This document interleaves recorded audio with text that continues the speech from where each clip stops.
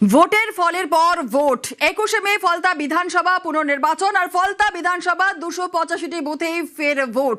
কমিশনের আরো এক নজিরবিহীন সিদ্ধান্ত।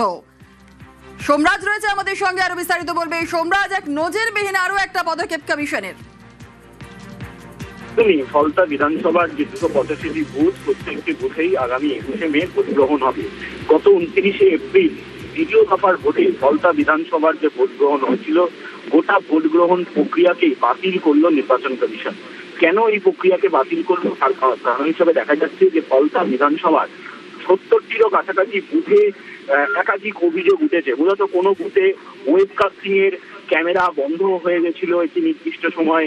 কখনো দেখা যাচ্ছে ওয়েবকাস্টিং এর ক্যামেরাতে যে ভিডিও রেকর্ডিং হওয়ার কথা রয়েছে ভোট গ্রহণের পুরো সময়, অর্থাৎ সকাল 7টা থেকে সন্ধ্যে 6টা পর্যন্ত তার ফুটেজ মিসিং রয়েছে কোনো কোনো নির্দিষ্ট সময়।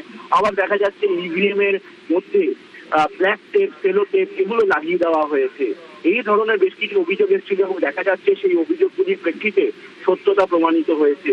রিটার্নিং অফিসার থেকে শুরু করে ডিস্ট্রিক্ট ইলেকশন অফিসার, এমনকি অবজারভার, স্পেশাল অবজারভার, সব আধিকারিকের রিপোর্টেই এই তথ্য তুলে ধরা হয়েছে এবং তারপরে জাতীয় নির্বাচন কমিশনের তরফে সিদ্ধান্ত নেওয়া হয়েছে যে ফলতা বিধানসভা শুধু এই বুথগুলিতে ফের ভোট গ্রহণ নয়, গোটা বিধানসভাতেই ভোট গ্রহণ করা হবে এবং তা হবে 21শে মে, আর 24শে মে হবে ভোট গণনা।